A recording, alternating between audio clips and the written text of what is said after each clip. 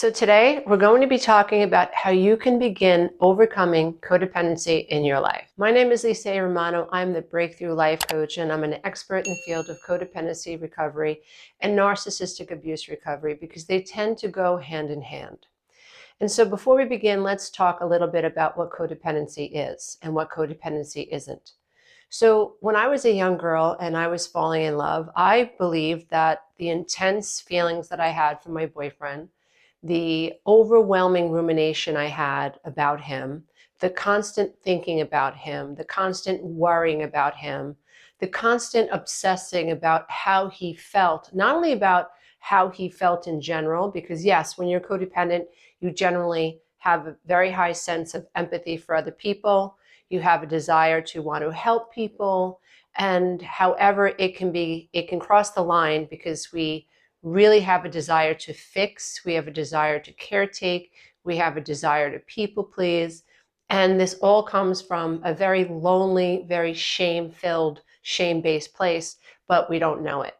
And so when I was young and I was falling in love, I thought that these intense emotions that I had, especially for my first boyfriend, were normal.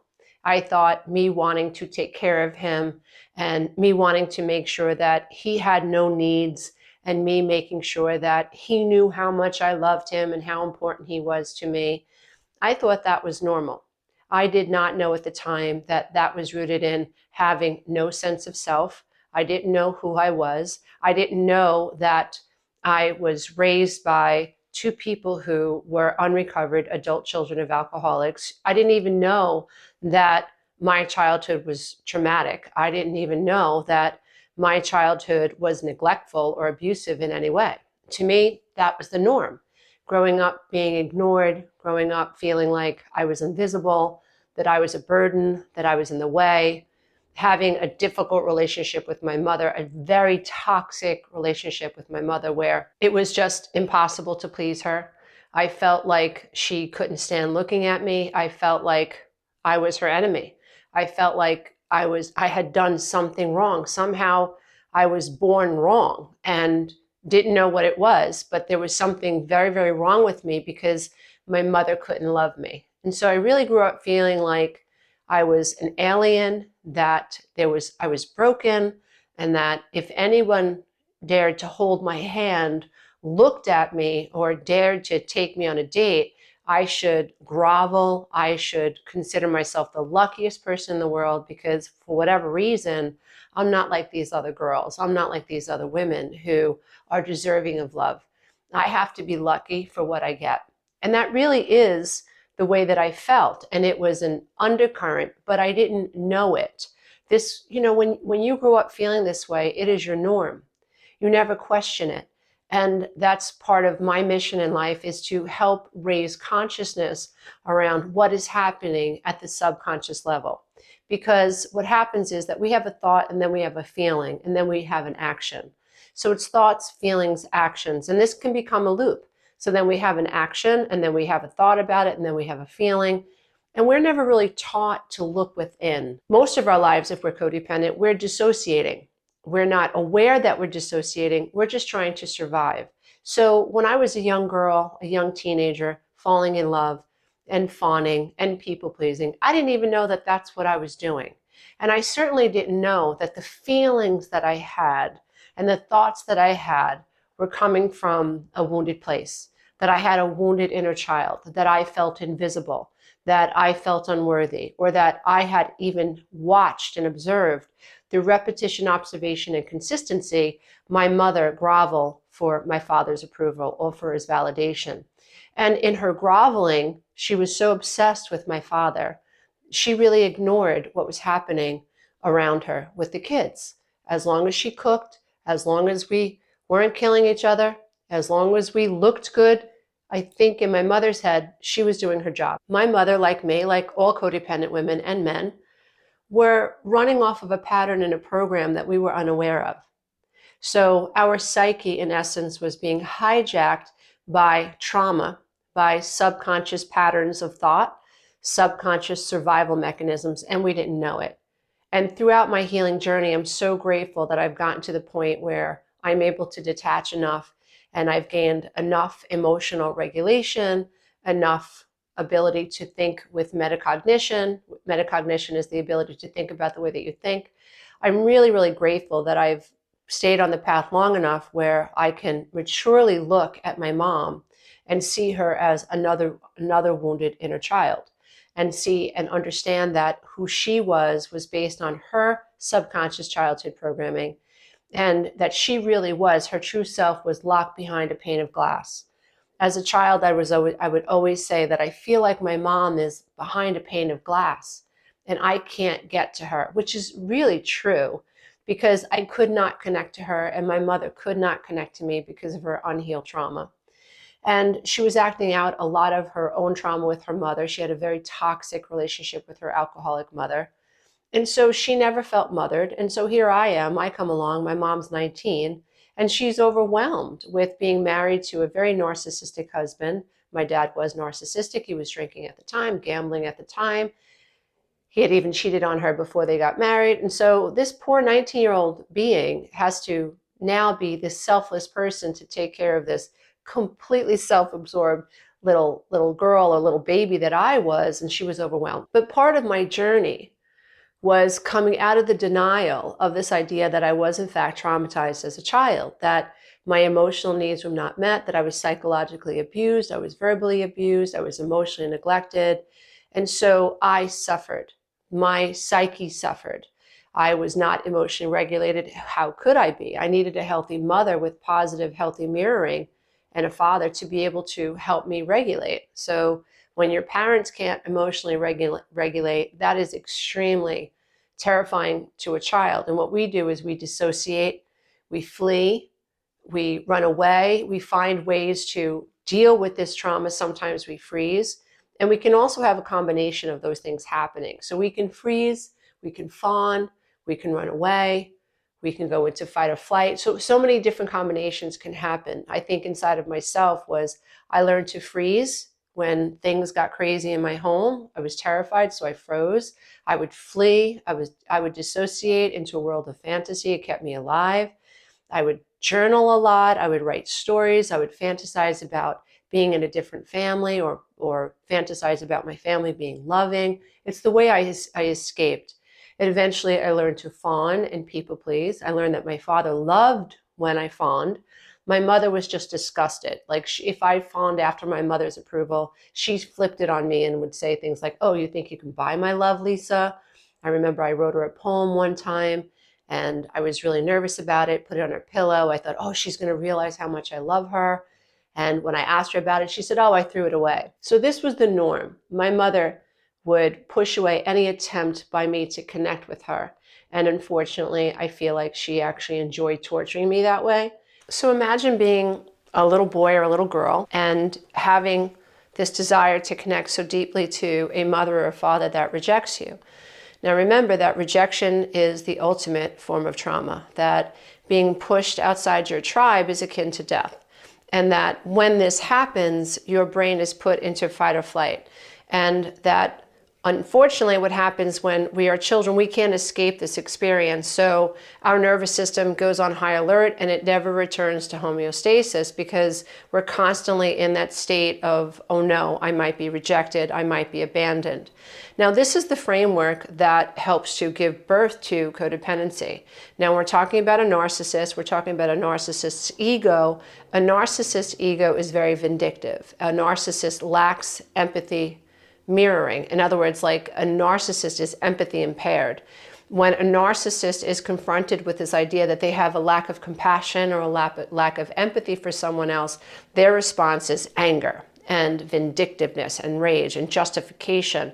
How dare you suggest that I'm doing something wrong? And they will go into projecting their anger on you, but also justifying why they have a lack of empathy for this person. And they're impenetrable. It's really difficult to penetrate their psyche because they're so convinced that they are right and everyone else is wrong. Now, when it comes to a codependent's ego, both are shame-based, and a narcissist and codependent are both shame-based, but their egos operate in a different way. And a codependent ego is trying to figure out, how can I please you? How can I get this other person, this object of my desire, or people in general? How do I get this other person outside of me to see value in me so that I can connect to them and I don't have to feel the fear and the survival mechanism of rejection? How can I soothe this terrible anxiety that I have, that I've carried with me my whole life? And what a codependent's psyche does, or ego does, is it develops ways, thinking, feeling, and behaving, that allows them to find ways, or at least their mind thinks they have found ways to figure out how to get other people to find value in them. Because if you, and it makes sense, right? It's a sensible way to think about things if you're an ego. Well, if I am useful to this other person, then they will never leave me. Or if I can take care of this person, they will find value in me and they will never leave me. I'm an asset to them. If this person always thinks that I'm loving towards them or I will take care of them, then this person will never leave me. And this is where enabling is born, fixing is born, caretaking is born, and rescuing is born. So if you are codependent and you're trying to overcome codependency in your life, you are trying to overcome codependency in your relationships. And codependency can manifest in relationships with your children. It can manifest in relationships with your parents, manifest as in relationships with your friends and your partners, with your business partners and also your relationship partners. So codependency, we have to understand that it's a way of viewing ourselves. The lens by which we view ourselves and view the world is skewed. It's broken and we don't know it. And because we are born asleep, all of us are born asleep, and because most of our thoughts are 95% subconscious thoughts, they're regurgitated thoughts from the past, what we think we see and what we think we feel is not conscious. It's coming from the subconscious realm. It's coming from our trauma. And until we awaken to this idea, then we are going to repeat these cycles of codependency. If I am a codependent young man and my mother was borderline, she was emotionally dysregulated, I could never do anything to please her, and my father left because he couldn't deal with what was happening in the home, and I'm a young man, then I may develop this hero persona where I feel like the answer is to rescue women, because I wanted to rescue my mom. And I wanted to, if I rescued my mom, then I believed, my ego believed, my inner child believed that everything would be okay. If I could crack my mother's code, if I could figure out how to make my mother happy, then the house would remain calm and I would be pulled into her bosom and I would feel whole. And that, of course, doesn't happen. It's a fantasy. And so a young codependent man will become a rescuer. And the same thing with females. Females will do the same thing. My mother was someone that I could not please, and she was very punishing. Her attitude towards me was very menacing. It was so horrible to grow up that way.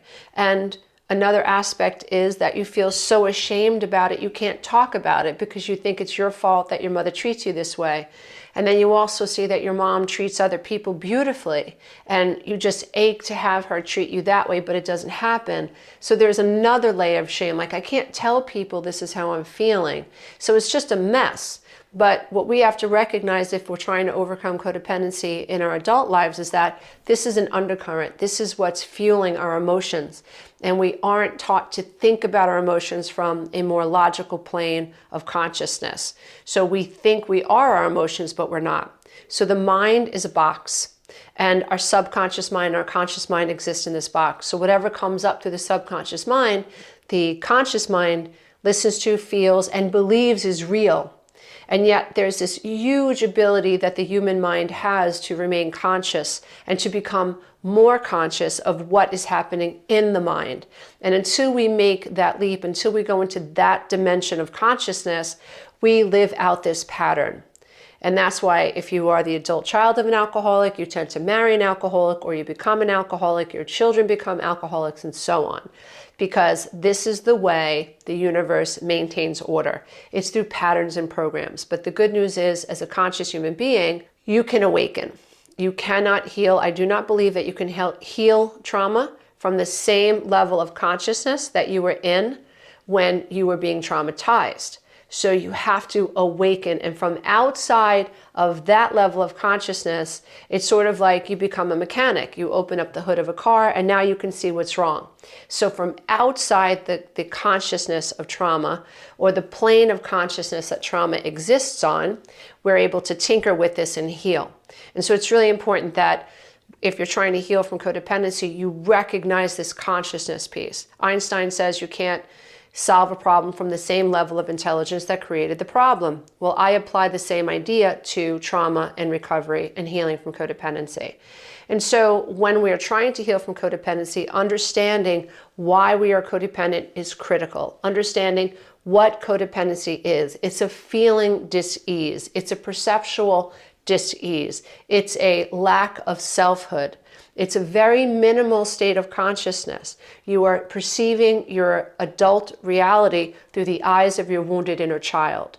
That's why so many adult children, I've coached judges, I've coached lawyers, I've coached red carpet actresses and actors, I've coached politicians, I've coached surgeons, I've coached psychiatrists and psychologists, people that you would from the outside, that's why you should never judge a book by its cover, but you would presume that someone who had such a prestigious job would feel in control. Well, maybe in their profession, but when that person returned home, when they took their judge's robe off, or they took their badge off, or they were dealing with their spouse or dealing with their children, and they weren't in their role, they felt like children.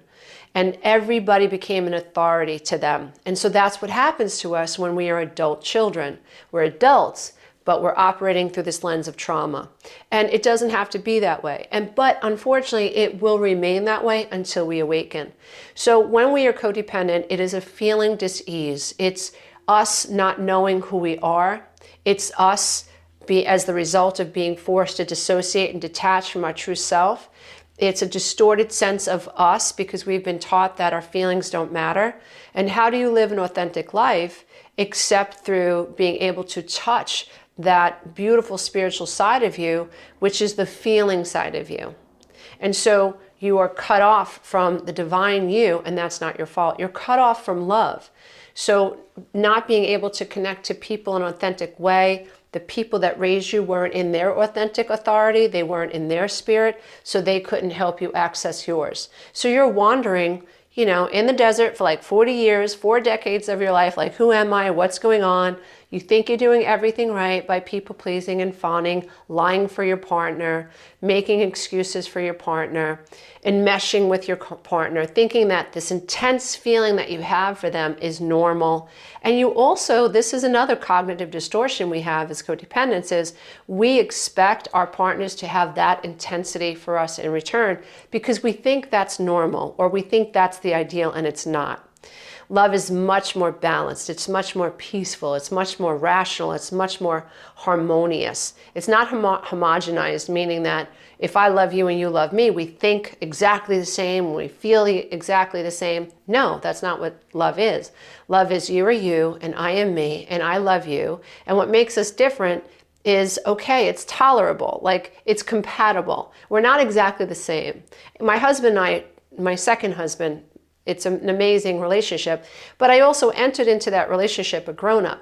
I entered into my first relationship a child, not knowing that I was a child, a codependent person, not knowing that I was codependent. And like many codependents, we attract people who are highly narcissistic, but I didn't know that. And so that's why that relationship, as I grew, that relationship fell apart because we were no longer equally yoked. We were no longer on the same frequency. I was no longer willing to give up myself to make someone else happy. I began to find a sense of self within myself. And when I stopped seeking his approval, he was not very happy about it. When I stopped asking for permission to feel my feelings, he was not happy about it. And so that's when the relationship got really, really rocky, got really, really agitated. But it needed to in order for us to break. And as traumatic as it was all part of the process. It was very necessary for me to become an autonomous human being. I just received a beautiful testimony today about the 12-week class that I run, the 12-week breakthrough coaching program, from a woman who said, you helped me grow up with this program. And I saved my marriage because I was looking for him to make me happy. And I realized I wasn't taking responsibility for that. And that as a child, I believed that my happiness was outside of me. And the thing is, dear one, that is true. Your happiness is outside of you when you're a child. It is your parents' responsibility and your tribe's responsibility, your family's responsibility, your community's responsibility to take you in and to love you and to mirror positivity back to you, or to mirror your emotions back to you in a positive way, not shame you, so that you can connect to your true self. That was that tribe's responsibility, and they mucked it up. Okay, that's not your fault. But we're not going to fix that by trying to get other people to make us happy. We're going to have to look within. We're going to have to heal. We're going to have to elevate our consciousness around this. We're going to have to reconnect with our feelings. We're going to have to understand the inner child's perception. We're going to have to process these emotions. We're going to have to unveil and unearth these very dysfunctional thoughts that keep us stuck. And it is a process. It is an inner journey. It's not something that someone else can do for you. And it's like any other spiritual experience or metaphysical experience. You can read about it in a book, but until you do it, until you experience it, it's foreign to you. The first time that I shutty, which is a technique of mine, was a turning point in my life. And so I had understood in codependent recovery that it was important to stop seeking approval. Well, how do I stop doing something except from knowing that I'm doing it? And so that meant that I had to spend about a half an hour a day, like thinking about the day before. Lisa, did you look for validation from the mailman? Did you look for validation from your mom? Were you people-pleasing to your sister? Did you lie to make someone happy? Like, did you give up yourself and not say no because you were afraid of that person's approval? Did you go out with this group of people even though you really don't enjoy hanging out with them because you were afraid to say no?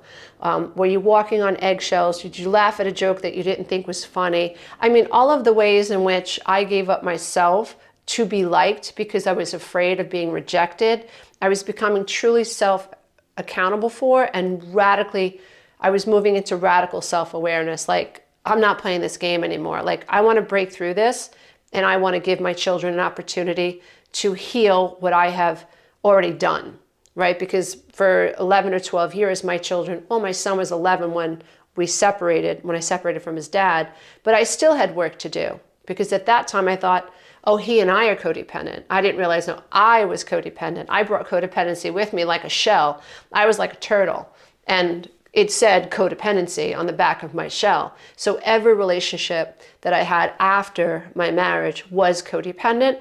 And unfortunately, or fortunately, in a way you look at it, turned out okay. But every person that I attracted was more narcissistic than the last one. And so I realize now that that was my way of learning these amazing lessons, that it wasn't outside of me, it was inside of me. The last relationship was the shortest relationship that I had before I manifested my husband, but it was a relationship that brought me to my knees because I was hunted, because this person lied and from the word go, and hunted me, preyed me. In other words, like, figured out who I was and then used manipulation, psychological manipulation, to get inside my head. And that felt different than the other relationships.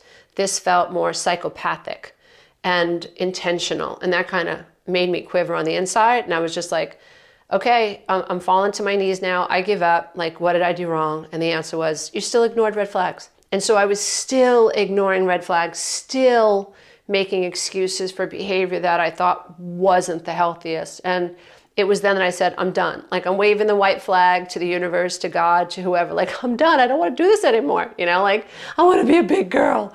I want to tell the truth to myself. I want to live an authentic life. I don't want to play this game anymore. I don't want to end up on this path anymore. So it really was this moment in time where I had to be honest with myself and honest with my own spirit, and just be truly humble and truly vulnerable and say, I can't do this anymore. And that was another turning point for me, because it meant that, okay, I was going to be radically honest with myself and have complete integrity for what was coming out of my mouth. Because you can say that you want something, you can say that you want to heal, and not be willing to do the work to heal.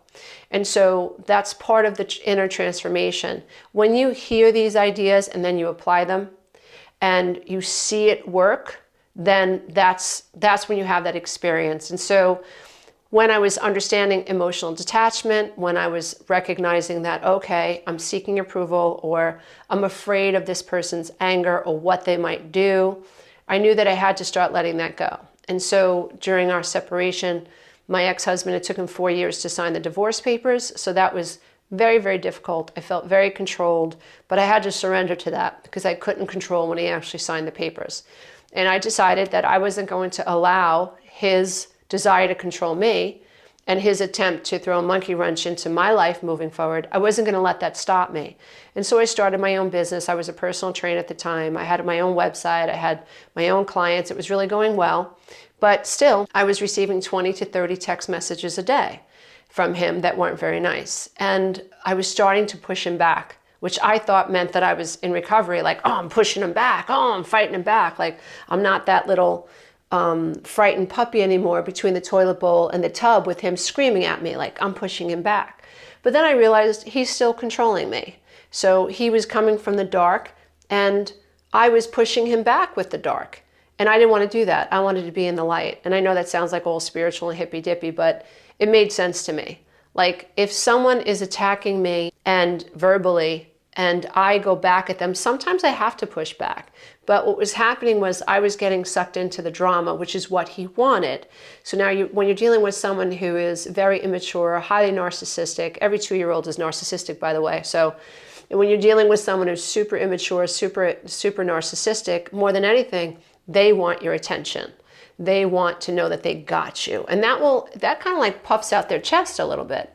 So to me, that's darkness. It's the equivalent of dark energy. And I thought, you know what if I learn to sidestep this? What if I bypass this? And so one day he just left so many text messages on my phone while I was at work, and I just looked at it. I had a flip phone at the time, and I just shut the phone. And I said, shutty, not today. And I started deleting his messages. I wouldn't even read them. And I walked out of the locker room that day and I thought, wow, this feels amazing. Like, he didn't get me. Like, dark energy didn't come out of me. Like, I was able to maintain my own vibration. I was able to maintain my own sense of moving forward. I was able to go out on the floor, meet my clients, give them the best of me for that hour, and he didn't get inside my head. And that felt really, really good. And so I just continued with that path, that letting that go, okay, whatever you say, okay, I'm not responsible for your faulty perception of me. Okay, you can accuse me of being the reason that you're angry, but I'm really not responsible for your anger. That's your responsibility. And so I started to develop that language. I did a video about that went viral a few years ago, the 5 key phrases to use to disarm a narcissist. And I just put that into practice. So putting that into practice was, again, the experiential piece of breaking codependency. When you're a codependent, there's thinking that's stinking in your head. You think, remember, thinking, then you feel, and vice versa. That can also happen. You can have a feeling and then have a thought. But in most cases, it's a thought and then a feeling. And so I was realizing that as a healing codependent, that there was this corrupt thought in my head, a corrupt belief system that my mother and father helped perpetuate. And also growing up a little Catholic girl in a Catholic school with very punishing nuns, by the way, that really had me believing that what other people thought about me trumped what I thought about myself. My job was to make sure that other people liked me and approved of me, which made me a circus animal, right? Like, okay, how high do I have to jump? What tutu do I have to wear today? What shade of lipstick? What backflip? What trampoline? That's what I had become. And I thought that was the answer. And that's why I was moving so far away from my divine self. That's why I was getting so sick. That's because the life force responsible for vitality was not being tapped into. I was cutting myself off from this sacred energy that would make me a vital human being. I didn't realize that then. And so even when my physical health began to really deteriorate, I wasn't making the connection to, wow, I'm codependent. Wow, like the energy that I should be using to love myself and honor myself and bring my truth to the light and to bring that to the 3D world, I'm using it to try to edit myself, to try to be good enough for other people who really don't give a crap about who I am. They just care about controlling me and oppressing me. And I think that's true for a lot of us who are codependent. We come from very oppressive, narcissistic, even codependent families where we're not allowed to express ourselves authentically, or our parents are so screwed up and they're so in their own head and so in their own trauma and they're so dark that they really don't care what's happening outside of themselves with their children. They can't connect. And there's a real consequence when you grow up in that household. And my mission is to course correct. My mission is to leave a roadmap and to leave a toolkit behind for people to follow that I was able to weave together on my own journey. Today, I am the creator of the 12-week class, the 8-week Master Your Reality coaching program, as well as the 10-week course called Soul School, a quantum course in the science of love consciousness. And so I've been able to traverse these many stages of transition and transformation, thankfully, but it doesn't happen overnight. It takes years to progress. And anyone that gives you the idea that you can heal by reading a book, it's wrong. Like, you have to take the lessons that you're learning and put them into action. And my mission is to find as many different ways as possible to leave a trail behind so that people who resonate with this idea that, I'm codependent, and if I don't awaken, I can only follow this path, because where your thoughts go, your life goes. And when you're codependent, it's a thoughts disease, it's a feelings disease, it's a perceptual disease. You're not seeing yourself through a healthy lens. You're not connected to yourself, but don't freak out. The good news is that your sacred self is always there. You just haven't accessed it yet because these false beliefs, these cognitive distortions, these faulty belief systems, your feelings that you really aren't being objective about, they're obscuring the doorway to the authentic self. So my authentic self, which is talking to you right now, was always there. Unfortunately, the connection to my authentic self was severed by early childhood trauma. But the good news is that if you take up the sword of healing and recovery, and you are patient with yourself, and you see this as a process, and you commit the rest of your life to course correcting, like from this day forward, my entire life is going to be about healing myself, then you will get to the other side. Now, the other thing that I need to caution people about is that you can understand, oh wow, I'm codependent, but that's just the beginning of the journey. You have to heal the inner child. You have to regain your ability to connect to your authentic feelings. You have to learn to withstand the pain that shows up in your body when you come out of denial. You have to stay in your body. You can't keep dissociating and escaping and finding ways to distract yourself from when you consciously make contact with the pain that you've been stuffing your entire life. And that's what I teach. The ability to stay in your body and to process and to, from a higher state of consciousness, recognize that everything that you're feeling is normal. Teaching you the mental skills and the mental toughness, resiliency skills that you need to be able to withstand when these emotions surface, because that's really key. We want you to learn how to master your emotions and, from a higher state of consciousness, be objective about what's showing up on the mental screen.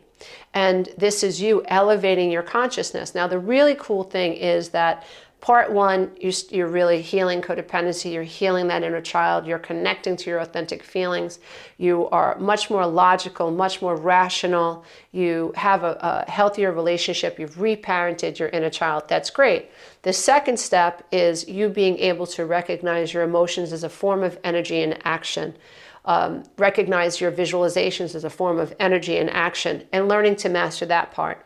And then the next stage, stage 3, at least that's my process with the courses that I create. Stage 3 represents your ability to transcend the ego completely. And transcending the ego means embracing the ego, right? It doesn't mean that you have to have an ego death. It doesn't mean that you have to curse your ego. It doesn't mean that you have to be afraid of your ego. It means that just like when you turn on a light in a room, like the light in the room embraces the darkness that was there. The darkness, if you will, is just the absence of light. And so learning to think from that spiritual state, learning to think from that space of divine awareness is possible, but not without going through these other processes first. So I would like you to think about healing codependency in your life as a process of inner transformation, a process of being disconnected from your authentic self to gaining control over the patterns and the programs and the perceptions that you held while below the veil of consciousness, to mastering your emotions as a form of energy, to ultimately transcending the ego completely to where you are consciously in one awareness with your divine self. If we can make this transition through our lifetime, I don't think there's anything better than that. So my life is living proof. I'm not somebody who learned about codependency and then wanted to write a book about it. It's been my life. The whole transformation process has been my life. I'm not somebody who said, oh, I believe in spirituality and oneness, I'm going to write a book about it. No, I was so disconnected from my true self. I was suicidal. I had suicidal ideation. I had depression. I had panic disorder. I was almost hospitalized a number of times because I was so disconnected from my true self, because I was running these patterns and programs of codependency that were rooted in not feeling good enough. And I didn't know I was doing anything wrong. So I'm someone who's actually traversed this darkness within, and I have found my inner light, and I'm committed to letting it shine. I'll be 60 years old next year, and it has been an amazing journey. And even though I've grown up in front of the camera, I've grown up offering podcasts and doing webinars and seminars and creating coaching programs, and I have a YouTube channel and all of this. Even though I've grown up in front of the camera helping people, I've learned so much, and I don't plan on stopping anytime soon. I just keep gaining more and more understanding and more insight, and I get more and more excited about what recovery really has to offer someone who's truly committed to eradicating codependency from their life. And so if you are here, that's a good thing. You are far more ahead of someone who is codependent and doesn't even know that they're codependent. So thank you for being here, and I hope this has been helpful.